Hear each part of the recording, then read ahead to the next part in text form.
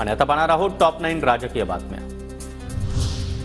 महायुतीचं जागा वाटप जवळपास निश्चित। 20 ऑगस्टला अंबाबाईचं दर्शन घेऊन तीनही पक्षांचे प्रमुख फॉर्म्युल्याची अधिकृत घोषणा करण्याची शक्यता, उदय सामंत यांची माहिती। पृथ्वीराज चव्हाण यांचं वक्तव्य दुर्लक्ष करण्यासारखं नाही। महाविकास आघाडीच्या मुख्यमंत्री पदावरून शरद पवारांचे संकेत, ज्याचे अधिक उमेदवार निवडून येतात त्याचा मुख्यमंत्री पृथ्वीराज चव्हाण यांचं वक्तव्य। सांगाल त्या ठिकाणी म्हणाल त्या चॅनलवर मी तुमच्या उत्पन्न स्रोतावर चर्चा करण्यास तयार, फक्त चर्चासत्रातून पळून जायचं नाही। सूरज चव्हाण यांचं अंजली दमानिया यांना प्रति आव्हान। तुम्ही निळा शर्ट घातला, तुमच्याकडे महिला आकर्षित होतील का?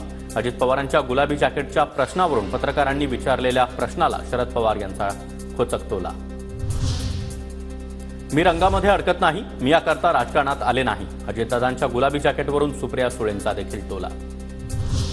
जीवाला धोका असल्याचं सहकाऱ्यांनी सांगितलं, मात्र माझ्या बहिणींच्या राखीचं सुरक्षा कवच माझं संरक्षण करेल, अजित पवार यांची प्रतिक्रिया। बीडमधील घटनेशी आमचा संबंध नाही हे सांगितलेलं तरी देखील कशाला आव्हान देता? आम्हाला धमक्या देता? अहमद शहा अब्दालीला धमक्या द्या, संजय राऊतांचं राज ठाकरेंना आव्हान।